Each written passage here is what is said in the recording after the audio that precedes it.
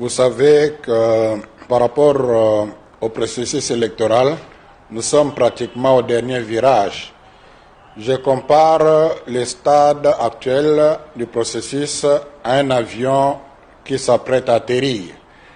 Et l'atterrissage est une étape du vol qui demande trop d'attention du pilote et de l'équipage, aussi de la tour de contrôle, et qui demande une grande connexion entre l'équipage et la tour de contrôle.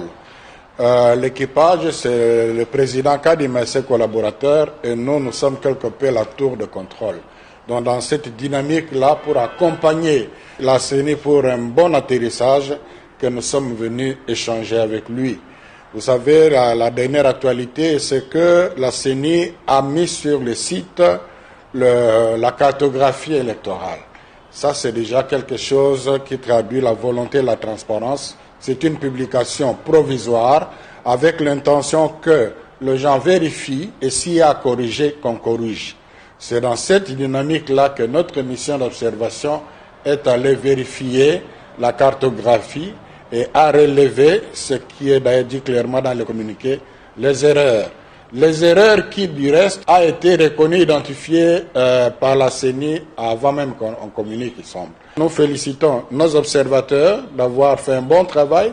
Nous félicitons la CENI d'avoir identifié à temps ces erreurs et surtout d'avoir corrigé. Je crois que le plus important, c'est cette dynamique. Parce que là, on tend vers la solution de la crise de l'audit du fichier électoral. Si la CENI, pour la publication définitive, place la cartographie dans le site de la CENI sous un format téléchargeable et que nous vérifions, nous voyons que tous ces correctifs ont été faits, nous serons les premiers à dire clos les dossiers, doute sur le fichier électoral. Et vous savez que le fichier est perfectible.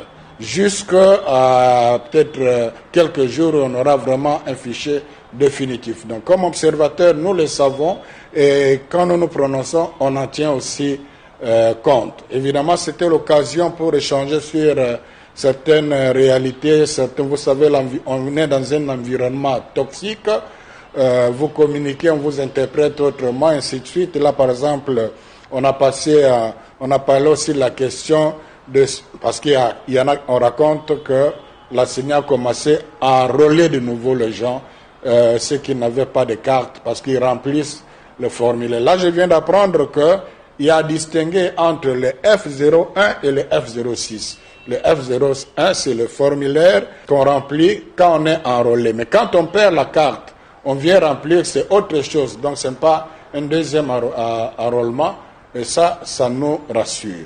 Donc, en conclusion, nous avons levé une bonne option. Désormais, la CENI s'engage à être transparent et à être ouverte. Nous allons travailler, on n'a même pas besoin de trop de communiquer, travailler avec elle et jusqu'à ce qu'il va afficher publiquement. Et puis, nous allons constater, en toute responsabilité, parce que nous avons besoin de bonnes élections. Et pour le reste, nous avons réitéré la recommandation qui, du reste, est déjà prise en compte par la CENI, l'affichage bureau de vote par bureau de vote. Et ils nous ont rassuré aussi qu'ils vont être proactifs pour les observateurs. Donc, je crois que sur cette note, il y a de quoi être apaisé.